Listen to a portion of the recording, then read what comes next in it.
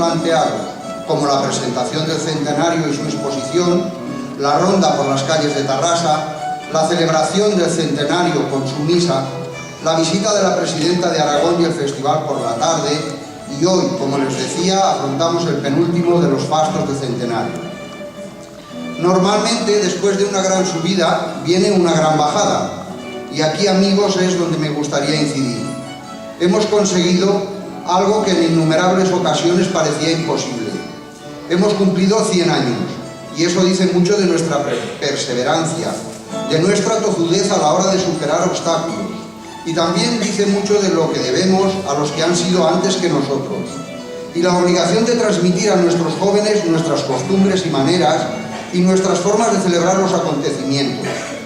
Hemos demostrado a mucha gente y a nosotros mismos que juntos podemos vencer los obstáculos y trabas que de muy diferentes tipos se plantean. Por eso, porque nos gusta nuestro folclore, porque nos sentimos orgullosos de ser aragoneses, os pido a todos, los que actuáis y los que miráis, que continuemos con esa ilusión, con ese tesón, con ese ambiente de compañeros, con ese espíritu de colaboración, a fin de que este grupo de gente que formamos el Centro Aragonés de Tarrasa pueda durar otro montón de años. Que no haya entre nosotros un momento de desánimo que pueda dar origen a la gran bajada que os decía. Si eso es así, nos podremos sentir orgullosos de haber sabido transmitir nuestros sentimientos e inquietudes a nuestros contemporáneos y descendientes, y siempre tendremos la satisfacción de que gracias a nuestro esfuerzo habremos mantenido vivo el sentir de un pueblo que se llama Aragón y que todos llevamos en lo más hondo de nuestro corazón. ¡Viva Aragón!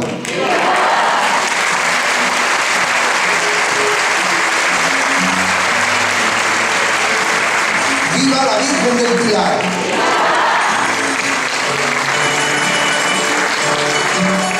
Y ya, sin más, vamos a dar comienzo al festival que les hemos preparado para hoy. Empezamos con una alegre y romántica pieza de baile titulada Jota del Ta y el Te.